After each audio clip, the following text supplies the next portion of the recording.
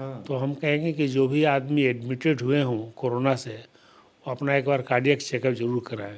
जो एडमिट हुए हैं वो, हाँ, और जो घर पर इलाज करवाए हैं वो। उनकी ज़रूरत नहीं है। ये बहुत ही गलत बात है किसी भी एडमिनिस्ट्रेटर के लिए। जब तक क्रिटिसाइज नहीं करेगा सरकार को, तब तक वो सरकार को कोई भी अच्छा नहीं चला सकता, किसी की भी सरकार हो।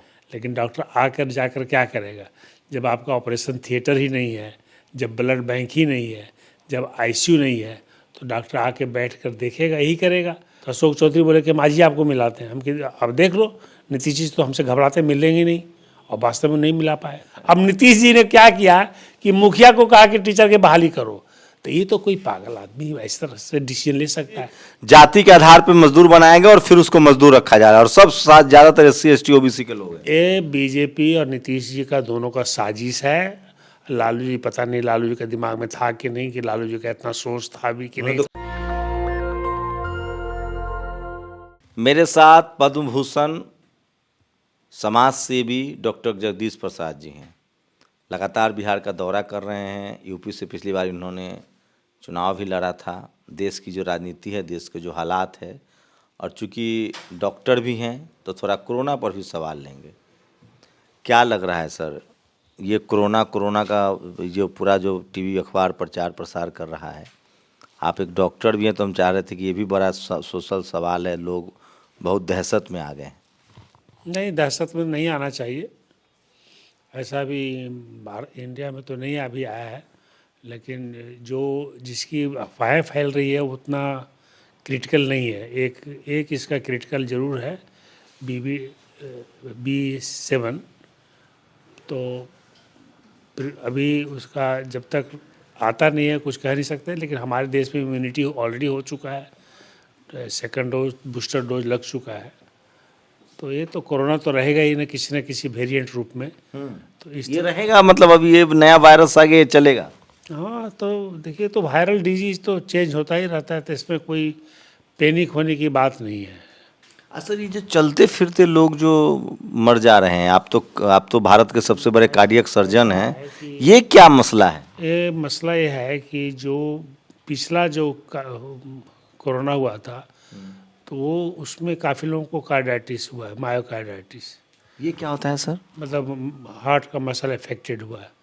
तो हम कहेंगे कि जो भी आदमी एडमिटेड हुए हों कोरोना से, वो अपना एक बार कार्डियक चेकअप जरूर कराएं। जो एडमिट हुए हैं वो, हाँ, और जो घर पर इलाज करवाए हैं वो। उनकी ज़रूरत नहीं है, उसको इफेक्ट नहीं किया होगा। क्या क्या कमजोर हो गया होगा सर? नस, दिल? नहीं, हार्ट का मसल, हार्ट का मसल को अफेक्ट कर देता है। तो उसमें मतलब समझिए कि जो मेन चैम्बर है, लेफ्ट चैम्बर, वही फेल कर जाता है सडनली। तो ये कारण है। तो वो लोग किस तरह का एहतियात बरतें हैं जो हॉस्पिटल में एडमिट हुए हैं? चेक करा लें, प्रिकॉशन लें, और उसके अनुसार दवाइयाँ शुरू करें पहले से ही। तो देख लें कितना फंक्शन है, क्या है, तो उनको पता चल जाएगा। लेकिन ये है कि पिछला जो कोरोना हुआ था, सेकंड वेव, उसमें काफ़ी लोगों का मायोकार्डियम, जो हार्ट का मसल है, वो अफेक्टेड हुआ है। करीब काफ़ी परसेंटेज लोगों को, एग्जैक्ट तो नहीं बता सकते अभी, लेकिन अफेक्टेड हुआ है। समाज का हार्ट बीट कैसा चल रहा है सर? पॉलिटिकल हार्ट बीट कैसा है? पॉलिटिकल हार्ट बीट बहुत ही अच्छा नहीं है, क्योंकि आपका मीडिया ही स्वतंत्र नहीं है, एक्सप्रेशन स्वतंत्र नहीं है, लोगों में मतलब कॉमनल फैलाया जा रहा है, तो अच्छी बात नहीं है देश के लिए। मीडिया का हार्ट अटैक हो चुका है। और मीडिया का देख लीजिए, मीडिया बिक चुका है टोटली। मीडिया आपकी बात को दिखाएगा ही नहीं। वो क्या चाहता है केंद्र सरकार, उसी की बात को दिखाएगा। केंद्र सरकार अपना क्रिटिसिज्म नहीं चाहती है, ये बहुत ही गलत बात है किसी भी एडमिनिस्ट्रेटर के लिए। जब तक क्रिटिसाइज नहीं करेगा सरकार को, तब तक वो सरकार को कोई भी अच्छा नहीं चला सकता, किसी की भी सरकार हो। Criticism is a must to improve the administration, और वही बर्दाश्त नहीं कर पाते उन लोग। आपके पास तो सर लंबा अनुभव, आप हेल्थ DG रहे भारत सरकार में, आपने सफदरजंग जैसे अस्पताल खड़े किए हैं, दिल के डॉक्टर हैं, सबसे ज़्यादा सर्जरी की है आपने। आज के हालात में किधर जा रहा है देश, और अर्थव्यवस्था को लेकर, एजुकेशन को लेकर क्या कहेंगे? देखिए, अर्थव्यवस्था तो जिस दिन डीमोनेटाइजेशन हुआ उससे अभी तक हमारा देश उभर नहीं पाया, क्योंकि डीमोनेटाइजेशन ने अर्थव्यवस्था को इतना ख़राब कर दिया कि माइक्रो से लेके मीडियम साइज के जितने भी इंडस्ट्री थे, करीब करीब लोग एक एस्टिमेट बताते हैं कि 6 मिलियन बंद हो गया, 5-6 करोड़ लोग बेरोज़गार हो गए, और बेरोज़गारी की संख्या जो काफ़ी बढ़ गई। लोग इन्वेस्ट नहीं करना चाहते, एक डर लोगों में पैदा हो गया है कि इन्वेस्ट करेंगे तो इनकम टैक्स रेट कर देगी, दिमाग में लोगों को ऐसा बात आ गया है। तो अर्थव्यवस्था काफ़ी डाउन हो गया, महंगाई बहुत बढ़ गई, लोग को पेट भरना मुश्किल हो गया, गरीब लोग गरीब हो गए। अब आप देखिए हमारा इंडेक्स जो भूखा इंडेक्स है, जो उसका 105 स्टेज पर आ गया। इवन आपने देखा होगा कि हैप्पीनेस एक सर्वे हुआ है कि हमारे देश के लोगों का हैप्पीनेस चला गया। एक सर्वे हुआ है कि हमारे देश में जो मीडिया का स्वतंत्रता है वो काफ़ी नीचे पावदान पर चला गया है पूरे वर्ल्ड में। तो ये सब बातें जो हो रही हमारे देश के लिए ठीक नहीं है, एक डेमोक्रेसी, प्रजातंत्र के लिए, डेमोक्रेसी के लिए ठीक नहीं है। इसको रोकना होगा हर हालत में। डॉक्टर साहब, बिहार में लंबा समय बिता के आए हैं, 7-8 दिन का आपने दौरा किया है, क्या देखा? कुछ नया सरकार आने के बाद बदलाव आया है या वैसे ही जैसे नीतीश जी बीजेपी के साथ थे वैसे ही अभी भी हैं? मैंने सुना है तेजस्वी यादव ने सरकारी हॉस्पिटलों का थोड़ा काया पलट करने की कोशिश की है और उसमें कुछ कामयाब भी रहे हैं। वो कोई कामयाब नहीं रहे हैं, क्योंकि आप देखिए, मैं तो वहाँ के अस्पतालों का दौरा किया हूँ, कामयाब यही हुआ है कि डॉक्टर लोग आ रहे हैं टाइम पर और जा रहे हैं। लेकिन डॉक्टर आकर जाकर क्या करेगा जब आपका ऑपरेशन थिएटर ही नहीं है, जब ब्लड बैंक ही नहीं है, जब आईसीयू नहीं है, तो डॉक्टर आके बैठ कर देखेगा, यही करेगा। उनके तो दिल्ली पटना के ही अस्पताल में, पटना के जिला अस्पताल में ही ब्लड बैंक नहीं है, जहानाबाद बगल में वहाँ ब्लड बैंक नहीं है, बगल में आप वैशाली चले जाइए, वैशाली में बेड ही नहीं है, मतलब बेड के नाम पर कुछ है ही नहीं, एक भी ऑपरेशन थिएटर नहीं, चाहे कोई ऑपरेशन करा सकते हैं। तो जब इनका ऑपरेशन थिएटर ही नहीं है तो तेजस्वी यादव क्या करेंगे? मतलब इनको पहले तो इंफ्रास्ट्रक्चर को ठीक करना होगा। पोस्टें खाली पड़ी हुई है, नर्स की पोस्ट खाली है 8% से लेकर 90% तक, टेक्नीशियन के पोस्ट खाली है करीब 78 से लेकर के 82% तक, डॉक्टर के पोस्ट खाली है 60% तक। डॉक्टर लोग की भी ना ट्रेनिंग होती है ना कुछ होती है, तो पुराने ढंग से चल रहे हैं। सर, आप तो आपने एम्स में पढ़ाई की, एम्स में प्रोफेसर रहे, डीजी रहे, सफदरजंग से वो हेल्थ मिनिस्टर भी, आप अपने एक्सपर्टीज का क्यों नहीं, आपकी एक्सपर्टीज का उनको तो फ़ायदा लेना चाहिए। आपको तो आप जुड़ना चाहेंगे, सरकार अगर जोड़ना चाहे, चूँकि आपका थोड़ा ये रहता है कि आप जुड़े न जुड़े, लोग डरते हैं कि डॉक्टर जगदीश प्रसाद से बात कैसे किया जाए। लोग कहते हैं बहुत रूड हैं, डांट देंगे, भगा देंगे, मंत्री हो तो हो, भागो यहाँ से। क्या अगर सरकार कोशिश करे, इनिशिएटिव करे, चूँकि तेजस्वी हेल्थ मिनिस्टर हैं, तो आप चूँकि बिहार से भी हैं, आप तो अपनी एक्सपर्टीज का एडवाइस दें और अपनी एक्सपर्टीज का फ़ायदा दें। आई विल बी हैप्पी अगर वो लोग हमसे पूछे तो। आप पूछिए ना नीतीश जी का जो साथ रहता है द्वार, कि मैंने कितने बार बोला कि मुझे सीएम से मिलना है, he is not giving time. अभी अशोक चौधरी एक मंत्री हैं, मैंने कहा सीएम को बोलो कि एजुकेशन यहाँ ख़त्म हो गया, उन्होंने ख़त्म कर दिया, सबको अनपढ़ पढ़ा दिया। बिहार में वो माइग्रेंट लेबर ज़्यादा बना रहे हैं, हमको टाइम मिलाओ। तो अशोक चौधरी बोले कि मांझी आपको मिलाते हैं। हम कि अब देख लो, नीतीश जी तो हमसे घबराते मिलेंगे नहीं, और वास्तव में नहीं मिला पाए। अभी की बात है, एक सप्ताह पहले की 10 दिन। आप हरकाते हैं ना एडमिनिस्ट्रेटर, आपने जेपी नड्डा जी को नहीं छोड़ा, केंद्रीय हेल्थ मिनिस्टर को है। अरे भाई, खार खाते हैं लोग आपसे, केंद्र की सरकार हो चाहे बात ही नहीं करेंगे। बात ये करेंगे कि आप, अब ये कहीं सुना आपने कि मुखिया टीचर की बहाली करे जो खुद ही नहीं पढ़ा लिखा है। अब नीतीश जी ने क्या किया कि मुखिया को कहा कि टीचर की बहाली करो। तो ये तो कोई पागल आदमी इस तरह से डिसीजन ले सकता है? जो भी अफसर ने इस तरह का डिसीजन लिया है, उस अफसर को तो तब टर्मिनेट कर देना चाहिए। कि मुखिया कैसे बहाली कर देगा टीचर का भाई, जिसको खुद नहीं कुछ आता है? जो पारा टीचर हैं, हाँ, एडहॉक वाले। हाँ, नहीं,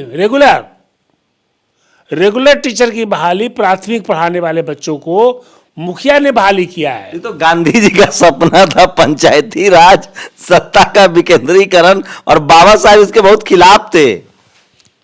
इसलिए तो बाबा साहब खिलाफ थे। अब गांधी जी पर मैं क्या कमेंट करूं? ना गांधी जी हैं ना बाबा साहब हैं, हमें कोई कमेंट नहीं उन लोगों पर करना है। बट नीतीश जी पर ज़रूर कमेंट करना है कि नीतीश जी ने गरीब के बच्चों को 32 साल तक नीतीश जी और जो भी इनके साथ था 32 साल तक गरीब के बच्चों को पढ़ने नहीं दिया।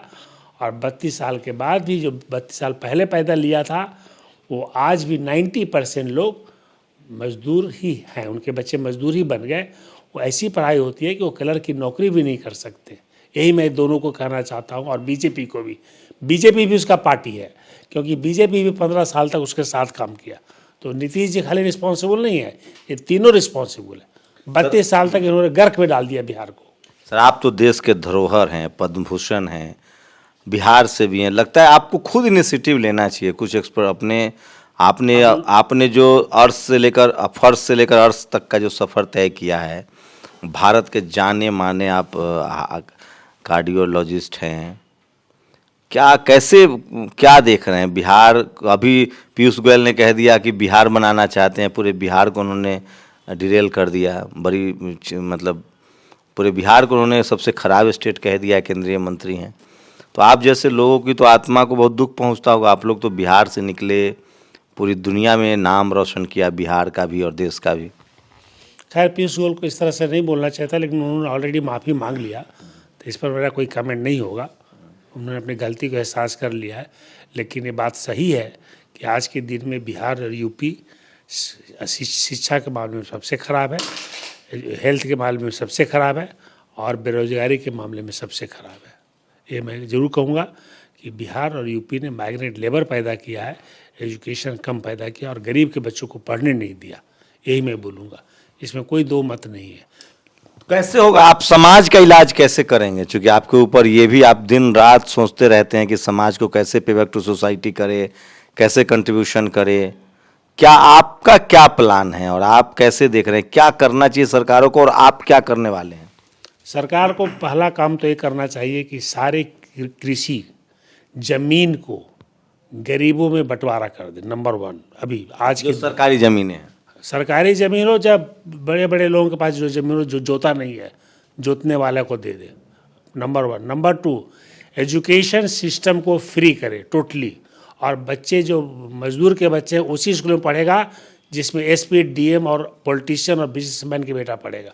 उसके लिए अगर तुम के सरकारी स्कूल में पढ़ाते हो तो सरकारी स्कूल में भी टीचर उसी तरह का रखो जिस तरह से पब्लिक स्कूल में टीचर रहता है। You have no right to explore the career of the labor class people। अभी तक लेबर क्लास के बच्चे लेबर ही बन रहे हैं। ये बहुत ही साजिश है, एक साजिश है क्या सर? कि चूंकि जाति के आधार पर मजदूर बनाएंगे और फिर उसको मजदूर रखा जा रहा है, और सब ज़्यादातर SC ST OBC के लोग हैं। ये बीजेपी और नीतीश जी का दोनों का साजिश है। लालू जी, पता नहीं लालू जी के दिमाग में था कि नहीं, कि लालू जी का इतना सोच था भी कि नहीं तो था। खोला था चरवाहा विद्यालय। हाँ, तो चरवाहा, इसलिए चरवाहे बना रहे हैं सबको, और क्या करेंगे। चरवाहा नहीं, चरवाहा विद्यालय, चूंकि जो चरवाहा थे वो कम से कम विद्यालय पहुंच जाएं। गलत है ना, उनकी सोच ही गलत है। चरवाहा विद्यालय खोलने के पहले विद्यालय को ठीक करते हो, उन्होंने पर्पस उनका ठीक था, लेकिन टीचर रखना चाहिए था प्रॉपरली। उन्होंने 1500 पर टीचर बहाली कर दिया, और बहाली कर दिया बिना एग्ज़ाम के लिए हुए कि अपना डिग्री दिखाओ टीचर बहाली हो जाओ। अब डिग्री कैसे होता है आपको मालूम है, मुझे उस पर कमेंट नहीं करना है। तो गुणवत्ता के टीचर नहीं आया, फिर उसी 1500 रुपये पर जो बहाली किए थे उसको नीतीश जी आकर रेगुलराइज कर दिए। अब टीचर ऐसा सब आ गया है कि अब कोई भी स्कूल में, वहाँ के स्कूलों में गुणवत्ता नाम की चीज़ टीचरों में नहीं है।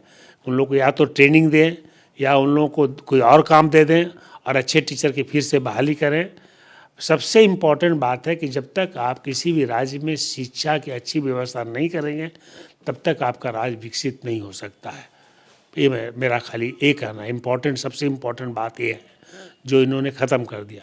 और आप ये देखिए कि आज कैंसर का इलाज हो, हार्ट का इलाज हो, ब्रेन का इलाज हो, लोग कहाँ भागते हैं? दिल्ली। पढ़े लिखे लोग दिल्ली भागते हैं। गरीब के लोग क्या करेगा बेचारा? ज़मीन बेचेगा, घर बेचेगा, द्वार बेचेगा, तब अपना कैंसर का बच्चों को इलाज करा पाएगा। आप बताइए ना कि इतना बड़ा पटना, बिहार की आबादी अब करीब करीब 13 करोड़ 14 करोड़ पहुंच गई है। वहाँ पर कितने कैंसर हॉस्पिटल हैं? हार्डली गिने चुने क्या, वो भी बाई फोर्सली मैंने बना दिया इंदिरा गांधी में। वो भी बनाना नहीं चाहते थे, वो तो मैं DG था तो मैंने फोर्स किया कि बनाओ। IGMS को भी आपने उसी की बात कर रहा हूँ। वहीं पर कैंसर हॉस्पिटल, हाँ, डॉक्टर B.R. अम्बेडकर के नाम पर शुरू हुआ है। हाँ, जो भी बना वो भी बाई फोर्सली बना। वहाँ के लोग तो चाहते नहीं थे कि बने, पैसा ही तो नहीं। आप जब डीजी थे तो आपकी उस समय भी नज़र बिहार पर, आप भी चाहते थे कि बिहार को विशेष मदद दूं? मैं क्या, बिहार के यहाँ पर दो हेल्थ सेक्रेटरी मेरे साथ रहा है, BP शर्मा और CK मिश्रा, वो दोनों भी चाहा होगा जरूर, बिहार का है तो चाहा ही होगा। हम लोग काफ़ी कोशिश किए कि आकर लोग मीटिंग में बैठे, बट बिहार के ब्यूरोक्रेट्स कभी भी मीटिंग में नहीं आते थे। तमिलनाडु, पंजाब, केरला के लोग आते थे, पैसा ले जाते थे, पैसा मांगते थे, पैसा कम हो जाता था। इन लोग पैसा मांगने नहीं आते थे, क्या जो पैसा देते थे उसको भी लौटा देते थे। अभी की बात है, बिहार सरकार ने 2021 में 1700 करोड़ रुपये हेल्थ का लौटा दिया, नहीं खर्च किया अभी। तो सोचिए, दुनिया के किसी भी देश में डॉक्टर जगदीश प्रसाद जैसे विभूषण होते, भारत में सबसे ज़्यादा कार्डियक सर्जरी करने वाले डॉक्टरों में से एक हैं। एम्स में पढ़ाई लिखाई की, सफदरजंग जैसा शानदार अस्पताल जो जिला अस्पताल था उसको बड़ा अस्पताल खड़ा किया, हेल्थ डीजी रहे, देश भर में अस्पताल खड़े किए। और सबसे बड़ी बात, पे बैक टू सोसाइटी के तहत SC ST OBC के बच्चों को रिजर्वेशन का प्रावधान जो था उसको इम्प्लीमेंट करवाया, प्रोफेसर्स बनवाएं, लेक्चरर्स बनवाएं, भागीदारी तय की। और चाहते हैं कि बिहार में पैदा हुए, बिहार में से इनकी जड़ें जुड़ी हैं, तो चाहते हैं कि बिहार को एक बार फिर से बेहतर राज्य बनाया जाए। वो बिहार जो सम्राट अशोक के समय था, वो बिहार जो चंद्रगुप्त मौर्य के समय था, वो बिहार जो बुद्ध का बिहार था। दुनिया के किसी देश में डॉक्टर जगदीश बाबू होते तो सरकार इनकी सेवाएं लेती। लेकिन ये तो समझ में आता है कि केंद्र सरकार ने जानबूझकर, चूंकि पे बैक टू सोसाइटी का काम कर रहे थे, बहुजनों की हिस्सेदारी तय कर रहे थे, भागीदारी तय कर रहे थे, केंद्र सरकार ने, जो मोदी जी की सरकार है, उन्होंने ज़बरदस्ती इनके लिए जगदीश बाबू को हेल्थ डीजी के पद से हटाना है, रिटायरमेंट की उम्र कम कर दिया पार्लियामेंट से। अब ये बिहार की जनता के ऊपर है, बिहार सरकार के ऊपर है, जो अपने आप को सोशल जस्टिस की सरकार कहती है, जो ऐसे विभूतियों का, ऐसे रोल मॉडल का एक्सपर्टीज, जो इनकी एक्सपर्टीज है, जो इनका अनुभव है, उनकी सेवा ले और सोशली, इकोनॉमिकली और यहाँ तक कि हेल्थ सिस्टम में सुधार हो। शुक्रिया सर, हमें समय देने। धन्यवाद शंभू जी इंटरव्यू लेने के लिए। शंभू कुमार सिंह, नेशनल दस्तक, दिल्ली। नेशनल दस्तक की आपसे गुजारिश है कि अगर इसको बचाना चाहते हैं तो नेशनल दस्तक को सब्सक्राइब करने के लिए रेड कलर के सब्सक्राइब बटन को दबाएं, फिर बेल आइकन की घंटी दबाएं। नेशनल दस्तक को बचाने के लिए बहुत जरूरी है कि हर खबर को शेयर करें, लाइक करें, कमेंट जरूर करें।